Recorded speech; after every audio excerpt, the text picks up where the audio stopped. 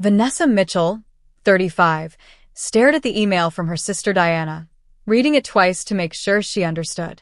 After 10 years of estrangement, following their grandmother's inheritance dispute, her family had excluded her from their annual reunion. The pain was familiar but still sharp.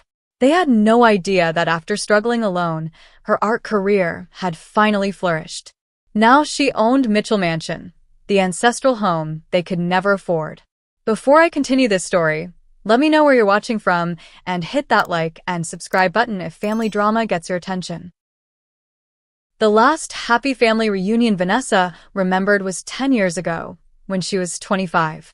Her grandmother Eleanor was celebrating her 80th birthday at the family lake house, a modest but charming property that had hosted Mitchell gatherings for generations. The scent of pine trees mixed with her mother Martha's famous apple pie created an atmosphere of nostalgia and warmth that summer day. Grandmother Eleanor had always been Vanessa's biggest supporter. While her father Richard constantly pushed her toward the family accounting firm, Eleanor saw something different in her granddaughter. "You have a gift, Vanessa," she would say, examining the sketchbook Vanessa always carried. These hands were meant to create beauty, not balance ledgers. That day at the lake house, while everyone was busy preparing for the party, Eleanor had taken Vanessa aside to the small dock overlooking the water. "I want to show you something," Eleanor said, pulling an envelope from her cardigan pocket. Inside was a brochure for the prestigious Hudson Art Institute in New York. "They have a special program for emerging artists. I think you should apply."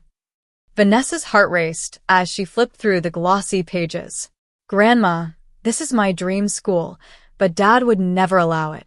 Eleanor's eyes, the same deep brown as Vanessa's, narrowed with determination. "Your father means well, but he doesn't understand that not everyone is meant for the same path. Promise me you'll apply." That conversation gave Vanessa the courage to finally stand up to her father.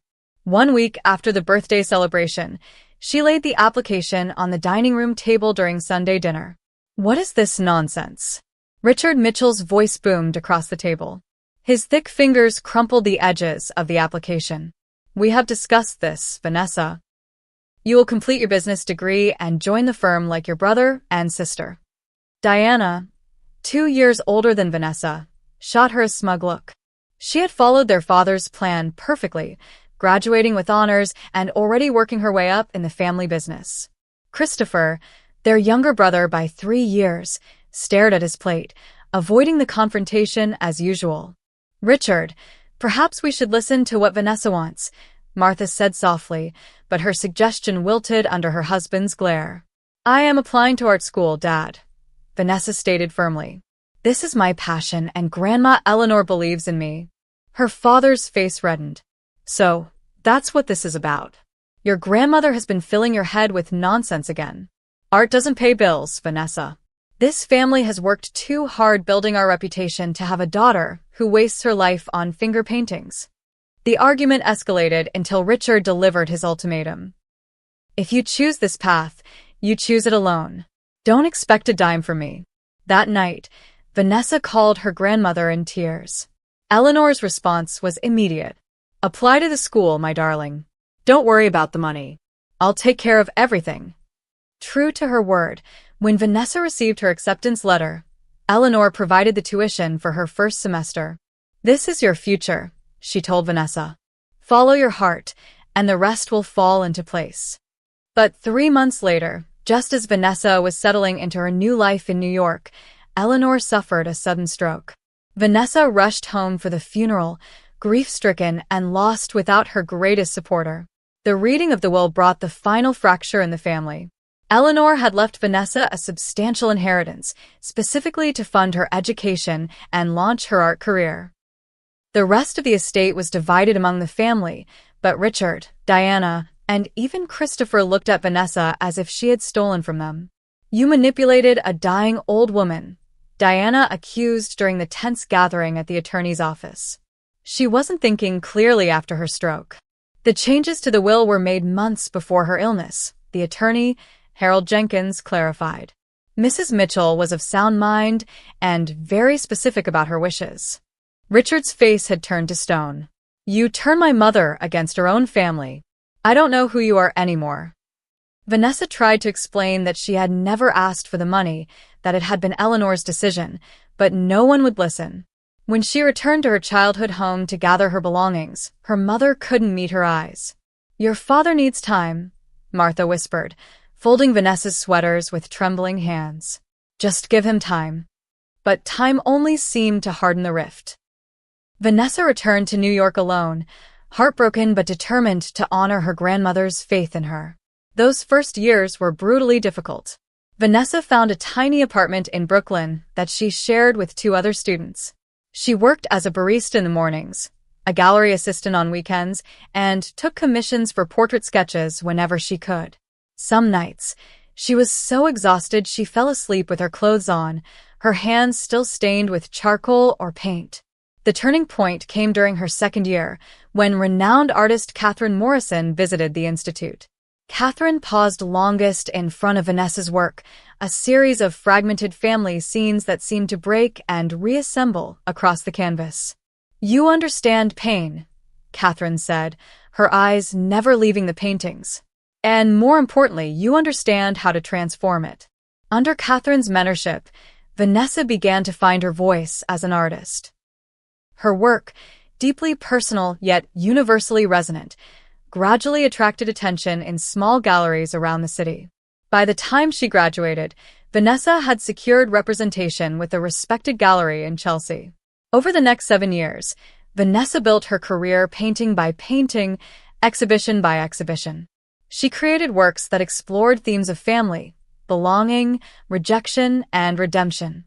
Critics noted the emotional depth in her pieces, the way she captured the complexity of human relationships with both brutality and tenderness. Last year, her collection titled Family Fragments sold out at a major gallery opening. The New York Times Review called her a powerful new voice examining the mythology of American family life. Overnight, Vanessa Mitchell became not just financially successful, but critically acclaimed. When she learned that the historic Mitchell mansion in her hometown was for sale, Vanessa recognized the irony immediately. The grand old house had belonged to a distant branch of the family generations ago, before financial troubles forced them to sell. Her father had often driven past it during her childhood, telling stories about their illustrious ancestors who had once lived there. "One day, when the firm grows enough, perhaps we'll bring it back into the family," he would say, though everyone knew it was just a dream. Now, with the proceeds from her last exhibition, Vanessa could make that dream reality, though not in the way her father had imagined. The purchase gave her a strange sense of coming full circle, of honoring both her ancestry and her grandmother's faith in her. After settling into the mansion, Vanessa found herself thinking about her family more and more. 10 years had passed, and though the annual family reunion had continued without her, she wondered if perhaps enough time had healed the wounds. Using her new address on the elegant stationery she had commissioned for the house, Vanessa sent invitations to her parents, Diana, Christopher, and several aunts, uncles, and cousins. "Please join me for a special gathering at Mitchell Mansion," she wrote. "I would be honored to host this year's family reunion and reconnect after too much time apart." As she dropped the invitations in the mail, Vanessa felt a flutter of hope. Perhaps now, with the evidence of her success surrounding them, her family would finally understand that her path, though different, had been the right one for her. Perhaps now they could rebuild what had been broken. 2 weeks passed with no responses to her invitations. Vanessa checked her mailbox daily, hoping for at least one RSVP, even a rejection. The silence was worse than an outright no, leaving her in a limbo of uncertainty and rekindled hope. One evening, while scrolling through social media, Vanessa paused on a post from her cousin Jessica. The image showed a large group gathered on the deck of a lake house, drinks raised in a toast. She recognized the location immediately as Uncle Thomas's summer place, the alternate venue for family gatherings when her grandmother's house became too small. The caption read, "Annual Mitchell Family Reunion. So blessed to have everyone together again." Everyone. The word stung as Vanessa zoomed in on the photo, identifying her parents, Diana with her husband, Christopher looking taller than she remembered, aunts, uncles, cousins, and even friends of the family, she had grown up knowing. Everyone except her. She was still staring at the image when her phone pinged with an email notification from Diana. Vanessa's hands trembled slightly as she opened it. Vanessa, I saw that you sent invitations for a reunion at your new house. I should explain that we already had plans for our annual gathering at Uncle Thomas's place. To be honest, we thought it would be uncomfortable for everyone if you were included, given the history. Also, buying Mitchell Mansion seems obviously like you're trying to show off your success or make some kind of point. We would appreciate it if you would respect our family traditions and privacy going forward. Diana. The email brought back the memory of her last day in the family home with painful clarity. Her father standing in the foyer, his face rigid with anger as she carried her suitcases down the stairs. As far as I'm concerned, you are dead to me, he had said, his voice eerily calm. You chose money over family loyalty. That's not what Mitchells do. Her mother had stood behind him, tears streaming down her face, but she said nothing to defend her daughter. Diana had passed by on her way to the kitchen, whispering, "How could you?" As if Vanessa had committed some unforgivable crime. Christopher had been the worst, though. He had watched from the top of the stairs, his face a mask of confusion and hurt, but he had remained silent, neither condemning nor supporting her. Now, reading Diana's email, Vanessa felt physically ill. The room seemed to spin slightly, and she had to put down her phone and bend forward, taking deep breaths to combat the wave of nausea. After 10 years, nothing had changed. They still saw her as the villain in their family story. The doorbell rang, startling her from her spiral of painful memories. Rachel Turner, her best friend since art school, stood on the porch with a bottle of wine and a sympathetic smile. I was in the neighborhood for a client meeting and thought I'd surprise you, Rachel said, then frowned as she took in Vanessa's pale face. What's wrong?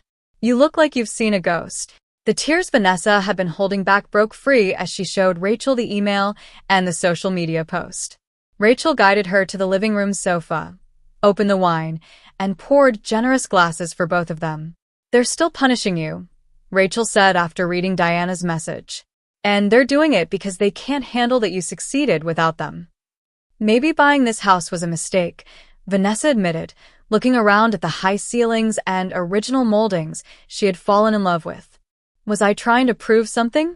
To rub my success in their faces. You bought this house because you loved it and because you could, Rachel said firmly. Your success isn't about them, even if they want to make it so.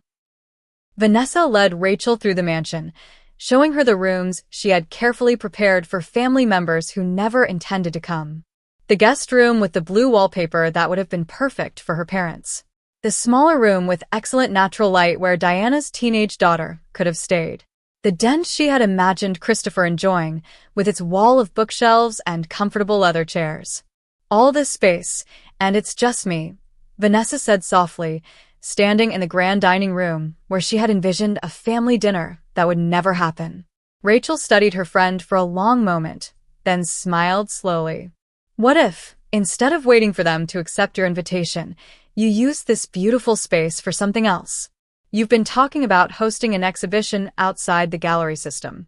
Why not here? The suggestion sparked something in Vanessa. A home exhibition in the Mitchell Mansion, but completely on my terms.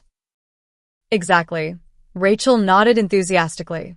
You don't need their approval to create your own celebration. That night, after Rachel left, Vanessa sat in the study that had once belonged to some distant Mitchell patriarch.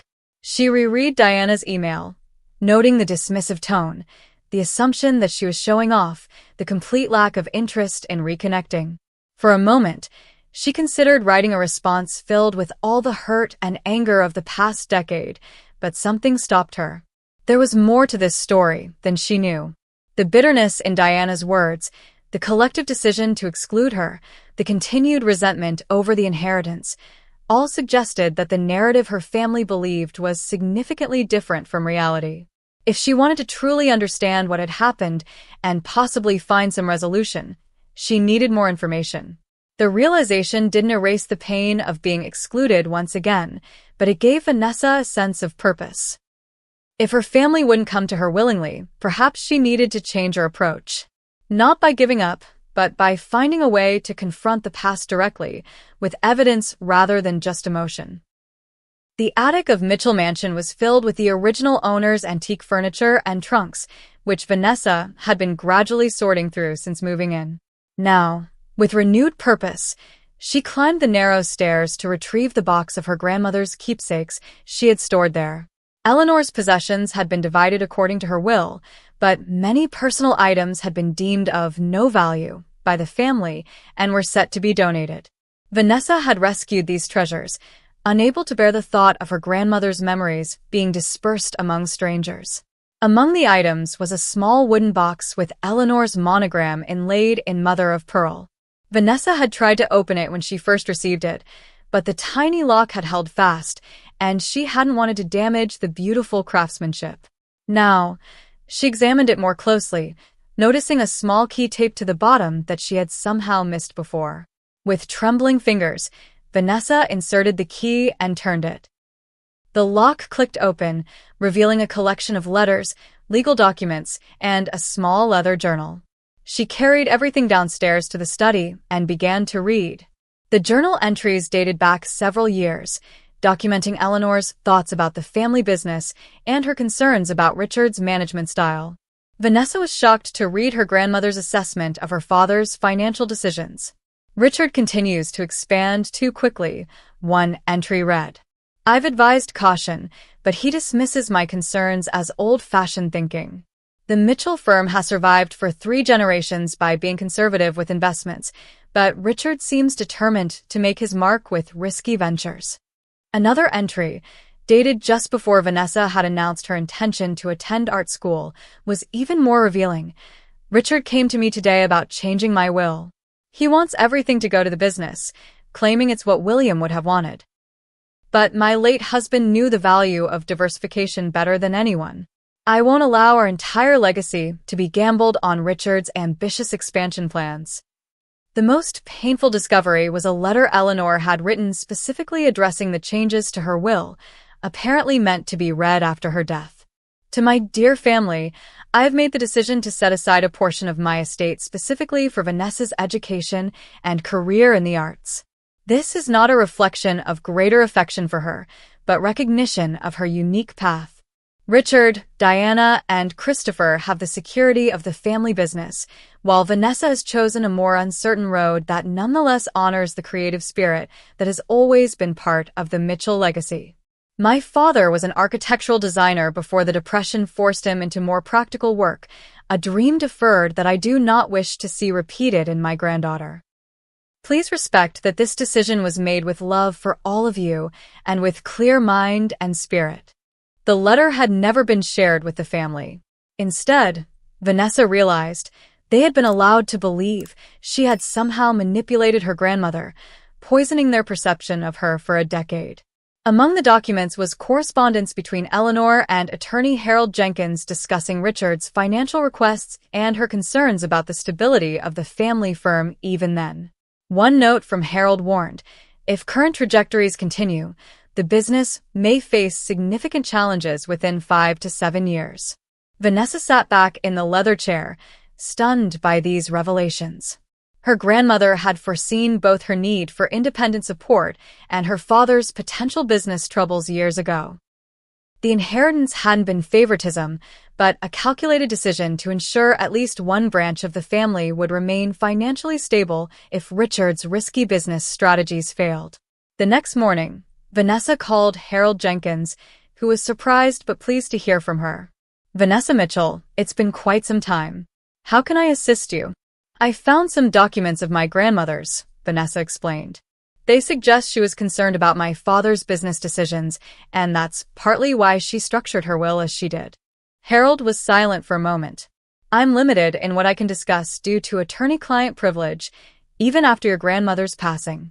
However, I can confirm that your father contested the will vigorously, claiming undue influence on your part.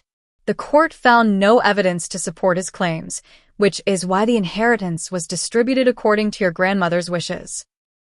Did you ever share her letter explaining her decisions with my family? Vanessa asked. I attempted to, Harold replied carefully. Your father refused to read it, and your mother deferred to his wishes, as did your siblings. I have it on file, if you'd like a copy. After speaking with Harold, Vanessa spent the afternoon researching her family online. LinkedIn revealed that her father had left the Mitchell accounting firm 3 years ago, with no explanation for the career change. Diana's profile listed her as working for a different company entirely, a mid-sized accounting firm in a neighboring city. The family business was not mentioned anywhere. A quick search of real estate listings confirmed her growing suspicion. The Mitchell family home, where she had grown up, was on the market, listed as price reduced, suggesting it had been for sale for some time, without success. Christopher's social media, normally filled with positive updates about work and friends, had shifted in tone over the past year. His latest post read, "Sometimes a fresh start is the only way forward. Letting go of the past to embrace new possibilities." As Vanessa pondered these discoveries, her email notification chimed. Diana again, but with a completely different tone from her previous message. "Vanessa, I've been thinking about our family situation, and I believe it might be beneficial for us to meet and discuss some financial matters that affect all of us. Perhaps we could have coffee next week? Let me know if you're available. Diana." The transparency of the request was almost insulting.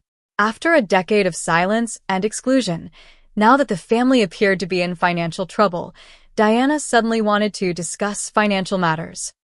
There was no apology, no acknowledgement of the hurt they had caused, just a thinly veiled attempt to access the wealth they had resented her for receiving. Vanessa forwarded the email to Catherine Morrison, her mentor, who had become a close friend over the years. Catherine's response was immediate and direct. Classic toxic family dynamics. They rejected you when you needed them, and now they want to benefit from your success without admitting they were wrong. Whatever you decide, protect yourself first. The pain of this realization cut deeper than the reunion exclusion. Her family saw her not as a person to reconnect with, but as a potential solution to their problems. They valued what she could give them, not who she was or what she had accomplished. That night, Vanessa sat alone in her grandmother's former bedroom, which she had converted into her home studio. The walls were lined with her paintings, a visual journey of her evolution as an artist. She studied them, seeing in each one elements of her struggle to understand her family's rejection and her own identity apart from them. A plan began to form in her mind. If her family wanted to approach her for financial reasons, she would meet them on her terms, with the full truth laid bare. No more hoping for a natural reconciliation, no more waiting for them to recognize her value. It was time to confront the past with all the evidence she now possessed, and force them to see not only her success, but the reality of what had truly happened 10 years ago. Over the next week, Vanessa transformed Mitchell Mansion into a strategic setting for family confrontation. She selected key pieces from her art collection and arranged them throughout the first floor, creating a visual timeline of her career achievements. In the grand foyer hung her first sold painting, a small but powerful piece that had earned her recognition at a student exhibition. The living room featured works from her Breakthrough series that had established her reputation in the New York art scene. The dining room showcased her most recent pieces, the ones that had finally brought financial success and critical acclaim. In the study, Vanessa carefully arranged her grandmother's letters, journal entries, and legal documents on the antique desk. She made copies of everything, organizing them chronologically to tell the story her family had refused to hear 10 years ago.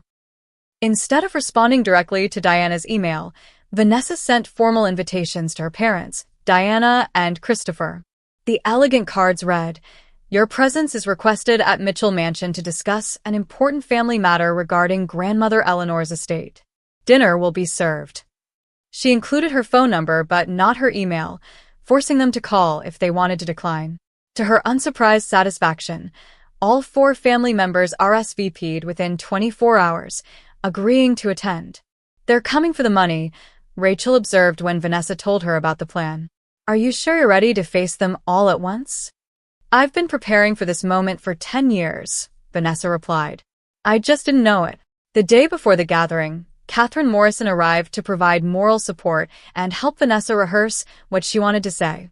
Remember, you control this narrative now, Catherine advised as they walked through the arranged rooms. They'll try to make you feel guilty, to diminish your success, to reassert the family hierarchy with your father at the top. Don't let them. The evening of the dinner, Rachel and Vanessa's boyfriend Daniel Matthews helped with final preparations. Daniel, a curator she had met through her gallery 2 years ago, understood the significance of this confrontation. Just remember, no matter what happens with them, you have people who love you for exactly who you are, he said, squeezing her hand before departing to give her space for the family reunion. At precisely 7 o'clock, the doorbell rang. Vanessa took a deep breath, smoothed her simple but elegant black dress, and opened the door to face her past. Richard and Martha Mitchell stood on the porch, both looking noticeably older than Vanessa remembered. Her father's confident posture remained, but his hair had grayed completely, and deep lines bracketed his mouth. Her mother seemed smaller somehow, her shoulders slightly hunched, as if carrying an invisible weight. "Vanessa," her father said stiffly, offering no embrace. "You wanted to discuss financial matters." "Please come in," Vanessa replied, stepping aside. "Diana and Christopher haven't arrived yet." Her mother moved forward hesitantly, looking around the grand entrance hall with wide eyes. "The house is beautiful," she offered quietly. "You've done well for yourself." Before Vanessa could respond, Diana's car pulled into the circular driveway. She emerged with her husband Michael, whom Vanessa had only met once, briefly, before the estrangement. Christopher arrived moments later, alone, and looking uncomfortable in a suit that seemed slightly too large for his frame. Vanessa led everyone to the living room, where she had arranged for pre-dinner drinks. The conversation was stilted and superficial, focusing mainly on the house itself. "How exactly did you afford a property like this?" Diana asked, her tone suggesting the question had been burning inside her since she received the invitation. "This must have cost millions." "My last exhibition was very successful," Vanessa answered simply. "And I've made good investments with my earnings." "Always the lucky one," Diana muttered, just loud enough to be heard. Vanessa guided them to the dining room, where she had prepared an elegant meal with the help of a local caterer. The tension around the table was palpable as they took their seats, Richard automatically assuming the head position until Vanessa gently indicated that was her place. As they ate, Vanessa asked polite questions about their lives, noting how they avoided any mention of the family business or their current financial situations.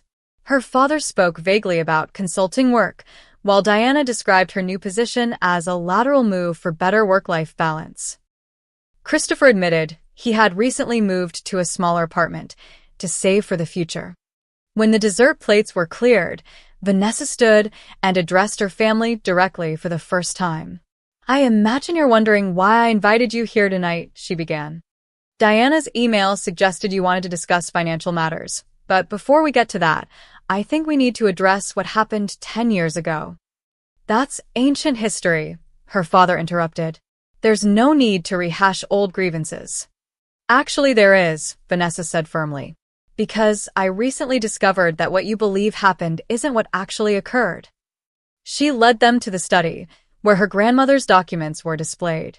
"After you excluded me from the family reunion, I found these among grandmother's possessions." One by one, she handed them copies of Eleanor's journal entries, the correspondence with Harold Jenkins, and finally, the letter explaining her decision regarding the inheritance. "Grandmother changed her will not because I manipulated her, but because she was concerned about the risks Dad was taking with the family business," Vanessa explained. She wanted to ensure that at least one member of the family would have financial security if those risks didn't pay off. Richard's face flushed with anger. "This is absurd. My mother would never have questioned my business decisions.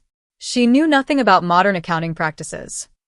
"Yet she predicted exactly what would happen," Vanessa countered, handing him the letter from Harold warning about the 5 to 7 year timeline for potential business failure. "The Mitchell firm collapsed 8 years after she died, didn't it, Dad?" The color drained from Richard's face as he stared at the letter. Martha began to cry quietly, while Diana and Christopher exchanged shocked glances. "You lost the business," Vanessa continued, her voice steady despite the emotion churning inside her. You had to sell the family home.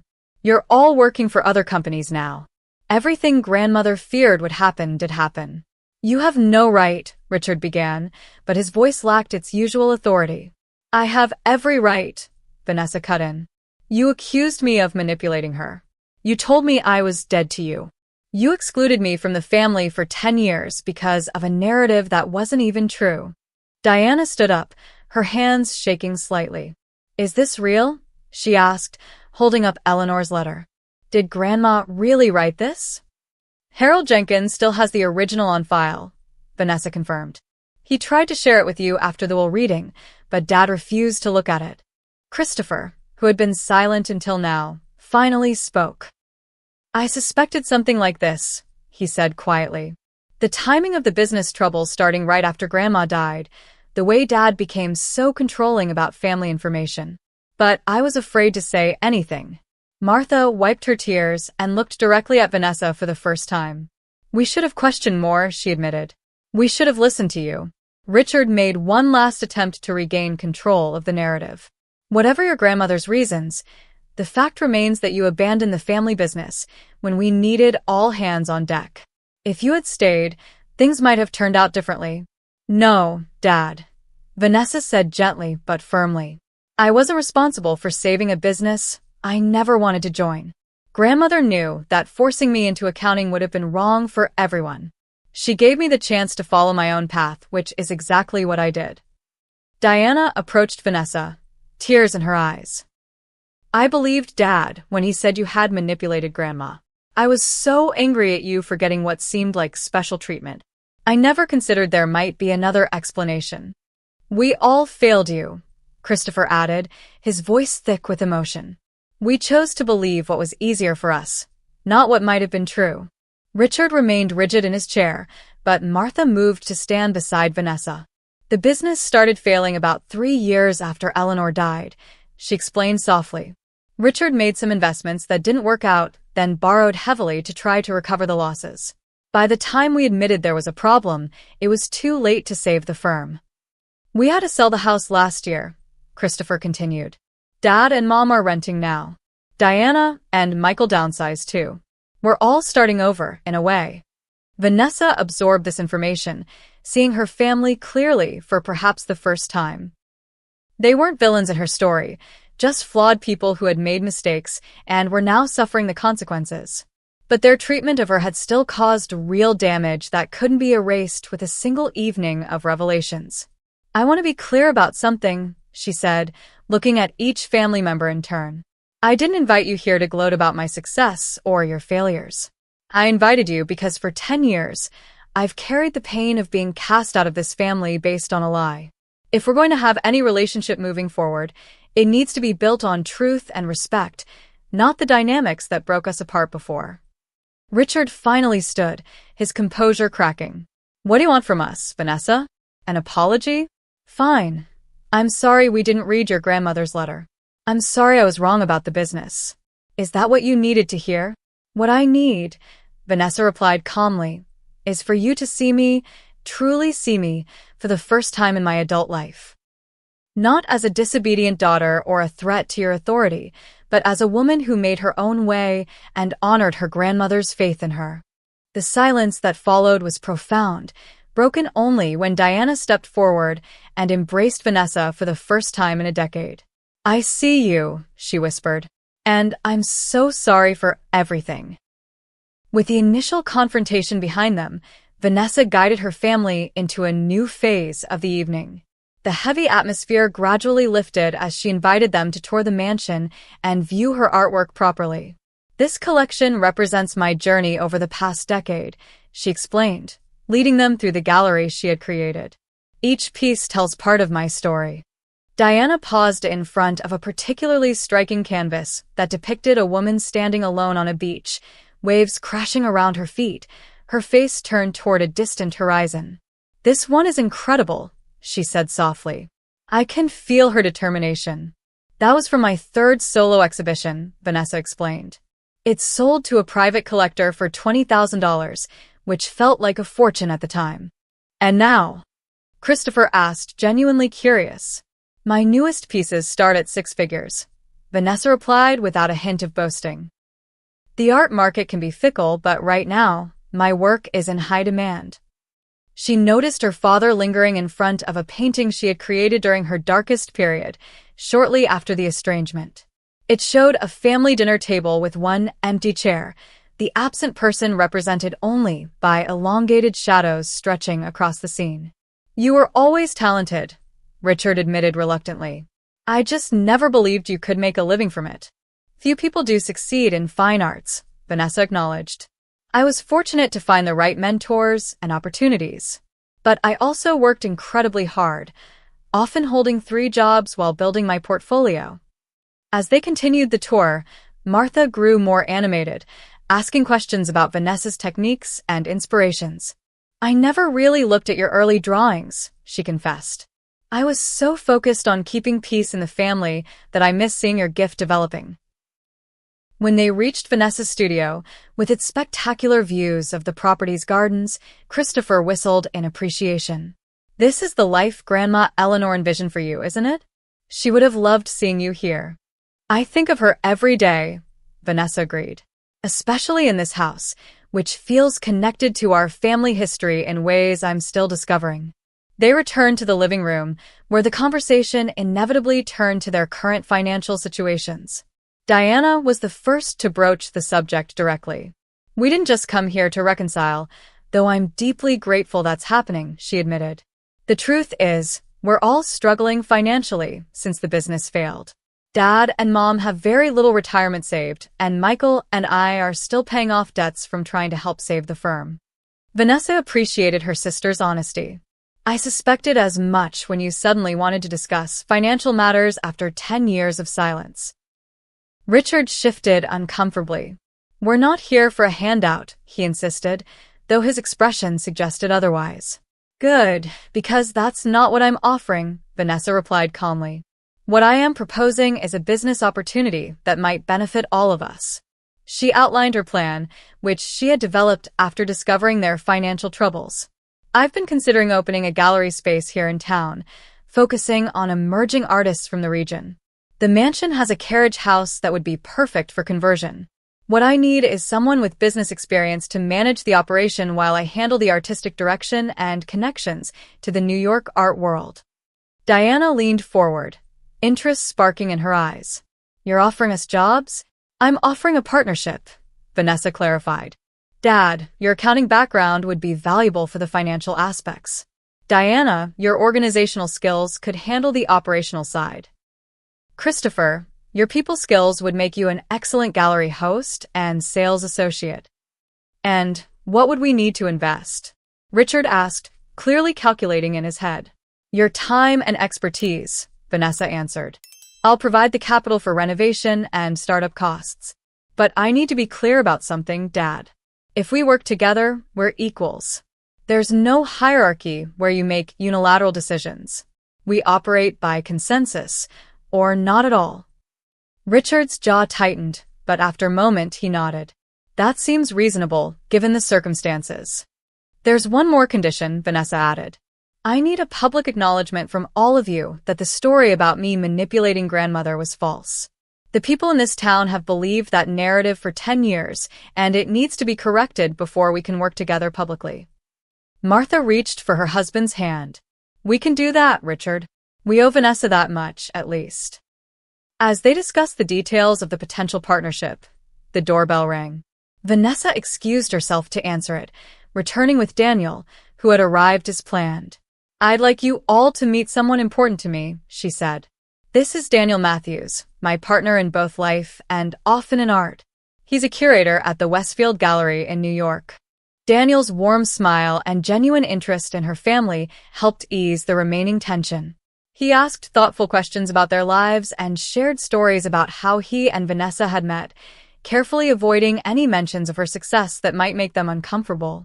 As the evening drew to a close, Diana asked if she could speak with Vanessa privately. In the study, with the door closed, her sister finally broke down completely. I've been so jealous of you for so long, Diana confessed through tears. First because Grandma seemed to favor you, Then, because you got the inheritance, and finally, because you built this amazing career while our family business crumbled. But seeing you tonight, hearing the truth, I just feel ashamed of how I've treated you. We all made mistakes, Vanessa said, surprised by her own capacity for forgiveness. You believed what Dad told you, which is understandable. But moving forward, I need a sister who sees me clearly and respects my choices. I want that too, Diana replied, wiping her eyes. And I want you to meet my daughter. She's 15 now and showing real interest in art. I've been encouraging her, partly because I've followed your career from a distance even while we were estranged. Christopher caught Vanessa alone next, his approach more awkward but equally sincere. I should have stood up for you, he said simply. I was the peacekeeper in the family, always trying to smooth things over instead of demanding truth. I won't make that mistake again. By the time her family departed, the power dynamic had shifted completely.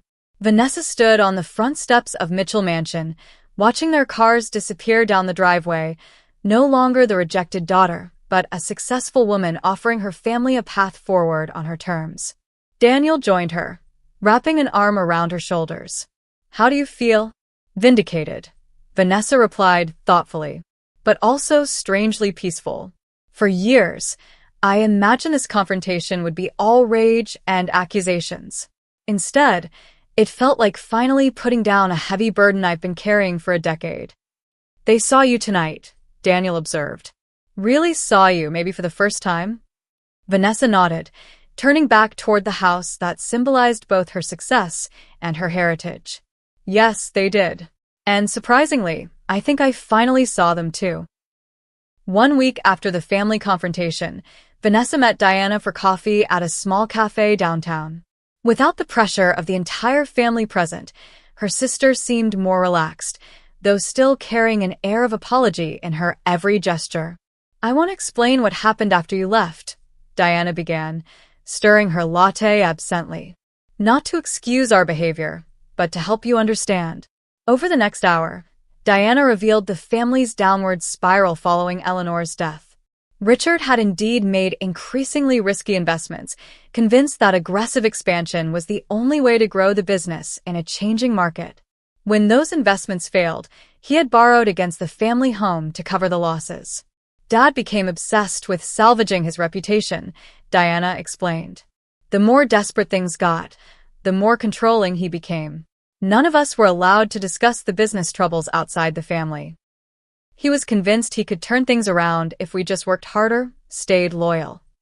Martha had developed severe anxiety and depression as their financial situation deteriorated, often medicating herself to get through social events where they still pretended everything was fine. Christopher had finally left the firm 3 years ago after a major argument with their father about transparency with clients. The worst part was how Dad maintained this fiction about you, Diana continued. He told everyone, including our extended family, that you had manipulated Grandma Eleanor while she was vulnerable. It became this unquestionable family truth. Anyone who suggested reaching out to you was shut down immediately. Did you ever doubt that story? Vanessa asked, trying to keep accusation from her voice. Diana looked down. Sometimes. Especially when I saw your career progressing in the art magazines I'd secretly buy. You seemed so focused, so driven. It didn't match the manipulative person Dad described. But it was easier to believe him than to confront the possibility we had wronged you. Learning how thoroughly her father had controlled the family narrative helped Vanessa understand the dynamics that had kept her isolated for so long. It didn't erase the pain, but it contextualized it, making it more comprehensible. What about the extended family? She asked. Aunts, uncles, cousins? They were told the same story, Diana admitted. Though I think Aunt Louise always had her doubts. She would ask about you occasionally, which always made Dad angry. By the time they parted, Vanessa had agreed to regular coffee meetings with Diana and to meet her niece, Lily, who apparently had inherited the artistic talent that had skipped Diana's generation. 2 days later, Christopher invited Vanessa to lunch. Unlike Diana, who had married and started a family during their estrangement, Christopher had remained single, focusing on rebuilding his career after leaving the family firm. I should have reached out years ago, he said as they sat in a restaurant near his apartment. I knew something wasn't right about Dad's version of events, but I was too cowardly to challenge him directly. Fear isn't the same as cowardice, Vanessa pointed out. Dad has always been intimidating, even before the business troubles. Christopher nodded gratefully at her understanding. Still, I've had to do a lot of reflection on why I stood by while you were cast out. I think part of me was afraid that if I defended you, I'd be next. He explained that their father had become increasingly rigid as the business declined, demanding absolute loyalty from everyone in the family. It was like living under a dictator. We all walked on eggshells, afraid of triggering his anger or disappointment. As they continued meeting with various family members over the following weeks, Vanessa established clear boundaries, particularly with her parents. She agreed to Sunday dinners twice a month, but refused to discuss business matters in that setting. She invited her mother to tour local art galleries with her, but made it clear that her father needed to demonstrate consistent respect before their relationship could truly heal. Richard struggled the most with the new dynamic.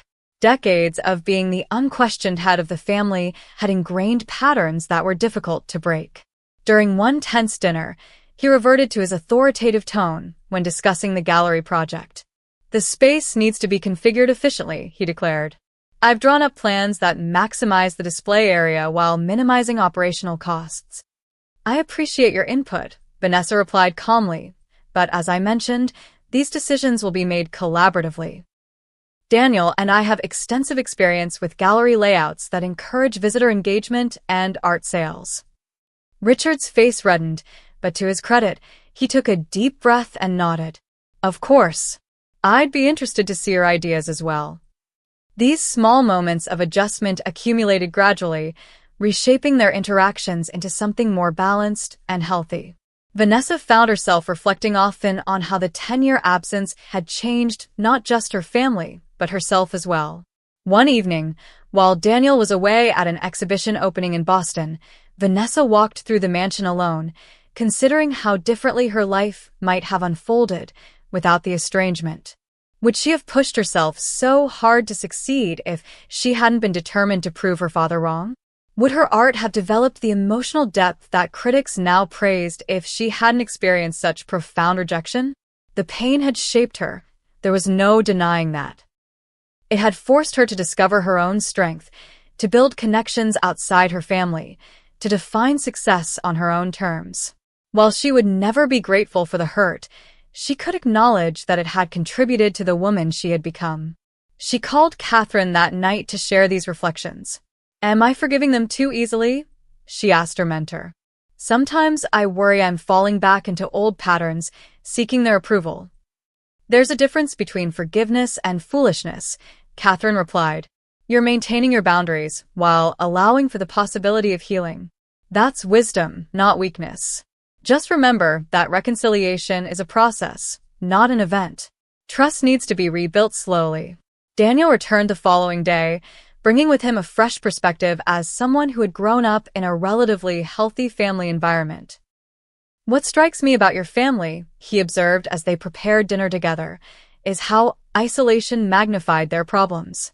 Your father created this closed system where his version of reality couldn't be challenged. Opening that system up might be the best thing for all of you. Vanessa considered this insight as she planned the next phase of her relationship with her family. If they were going to build something new together, it needed to be based on transparency and open communication, the very qualities that had been missing before. She decided to dedicate a wing of the mansion to community art education, creating a space where local children and adults could take classes and participate in workshops. This public-facing project would prevent the family from slipping back into secretive patterns and would honor Eleanor's belief in making art accessible to everyone. When she proposed this addition to the gallery plan, even Richard expressed genuine enthusiasm. Your grandmother would have loved this, he admitted. She always said art should belong to everyone, not just those who could afford to buy it. As spring arrived, bringing new life to the mansion's gardens, Vanessa found herself increasingly able to release the anger she had carried for so long. It hadn't disappeared completely, sometimes flaring when a particular memory surfaced, but it no longer defined her relationship with her family. Christopher called one evening, his voice excited. "I've been thinking about the education program you proposed. What if we established a scholarship fund in Grandma Eleanor's name for local students who want to pursue arts education but lack the resources?" "That's a wonderful idea," Vanessa replied, touched by how perfectly it honored their grandmother's legacy. "We could fund it partially through gallery proceeds." The conversation left her feeling lighter, as if another piece of the past had been transformed into something healing rather than harmful. She wasn't naive enough to believe that all their problems were solved or that her father had completely changed his controlling nature, but she could see a path forward that included her family without sacrificing her autonomy or self-respect. That night, she wrote a letter to her younger self, the frightened, hurt young woman who had left home with only her grandmother's inheritance and her own determination. She wrote about the struggles and triumphs ahead, about the family that would eventually find their way back to her, and about the strength she would discover within herself. She never intended to send the letter, of course, but the act of writing it helped her connect her past and present selves, acknowledging both the pain and the growth of the intervening years. "You were right to follow your own path," she wrote in conclusion. "And Grandma Eleanor was right to believe in you. The journey hasn't been easy, but it has been yours, and that has made all the difference." 6 months after the confrontation that had reunited the Mitchell family, Vanessa hosted a small dinner party at the mansion. Unlike the tense gathering that had sparked their reconciliation, this evening felt relaxed and genuine. Diana and her husband Michael brought their daughter Lily, who had recently begun taking art lessons from Vanessa on Saturday mornings. Christopher came with his new girlfriend Sarah, whom he had met through the community art program at the mansion. As they gathered around the dining table, the conversation flowed naturally, touching on Lily's progress with watercolors, Christopher's growing confidence in managing the gallery's client relationships, and Diana's ideas for expanding their reach through local partnerships. "I found some of my old sketchbooks in Mom and Dad's storage unit," Diana mentioned as they enjoyed dessert. "I was terrible, but Lily wanted to see them. She said they gave her hope that improvement is possible." Everyone laughed, including Diana, the self-deprecating humor a sign of how far they had come from the defensive posturing of the past. "Speaking of improvement," Christopher added, "the gallery had its best month yet. That series by the local photographer sold completely, and 3 of our emerging artists have been invited to show at the regional exhibition." Vanessa smiled, genuinely pleased by the success of the project they had built together. The Mitchell Gallery had opened 2 months ago in the renovated carriage house, featuring a carefully curated mix of established and emerging artists. The education center occupied the west wing of the mansion, already filled with students of all ages discovering their creative potential. "Aunt Vanessa, can I show Sarah my new painting before dessert?" Lily asked, practically bouncing in her seat with excitement. "Of course," Vanessa replied, touched by the easy way her niece had adopted her as a beloved aunt, bridging the years of separation as only a child could. As Lily led Sarah upstairs to the studio, Diana leaned closer to Vanessa. "I never thanked you properly for offering to teach her. She talks about nothing else all week." "She has real talent," Vanessa said sincerely. "The kind Grandma Eleanor would have recognized immediately." Michael, who had been quiet for much of the evening, spoke up. "Diana and I have been discussing the idea of establishing that scholarship in Eleanor's name. We'd like to contribute a portion of our income to help fund it, now that we're back on solid financial ground." The gesture moved Vanessa deeply. Her family wasn't just accepting her path now, they were actively supporting similar opportunities for others. It represented a fundamental shift in values that she hadn't dared hope for. "That would be wonderful," she replied. "Christopher and I have been working on the framework for the scholarship program. We're hoping to offer the first award next fall." Christopher nodded enthusiastically. Sarah's been incredible with the administrative side. Her background in education nonprofit work has been invaluable. Later, as they gathered in the living room for coffee, Vanessa reflected on how naturally they had found new ways to relate to each other as adults, building relationships based on mutual respect rather than obligation or hierarchy.